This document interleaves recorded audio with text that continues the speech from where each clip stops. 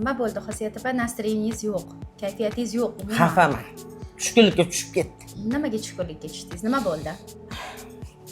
Oynaga qarasam, yuzimni ko'rib kayfiyatim tushib ketyapti. Yuzingizdagi qaysi holat yoqmayapti sizga hozir? So'lg'inlik. Yuzim ko'zimga qarab ko'rinyapti. Xunuk ko'rinyapti.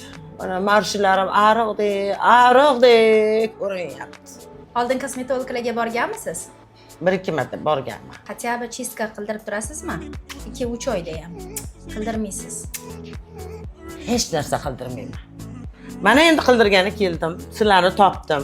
Yuzim sizlarniki, nima qilsanglar qilinglar. Xosiyat opa, necha yoshdasiz? 57. 57 yoshdasiz. Kosmetologga 1 yilda 2-3 marta borgansiz. Borasiz. Kam borganman juda. Kam borgansiz. Oxiriga bormaganingizga demak 2 yil bo'ldi.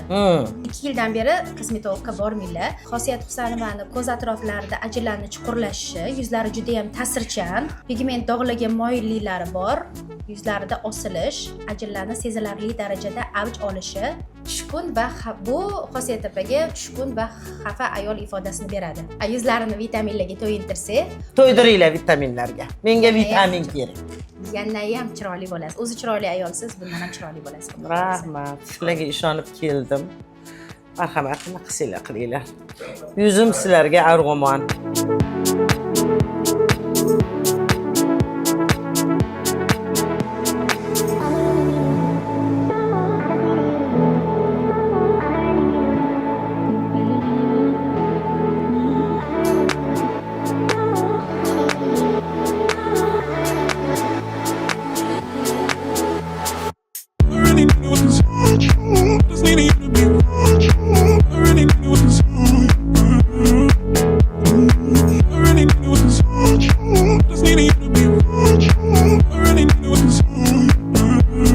Chuqur ajinlarim yoyildi, maydalari ketdi, yuzim maza qilyapti. Xullas kelam juda ham yengil tortdim.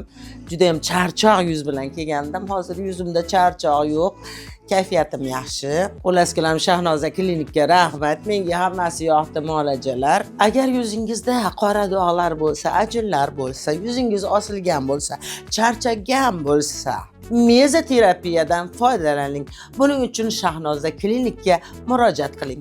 Joyingizni band qilish uchun quyidagi raqamlarga murojaat qiling. Qo'ng'iroq qiling.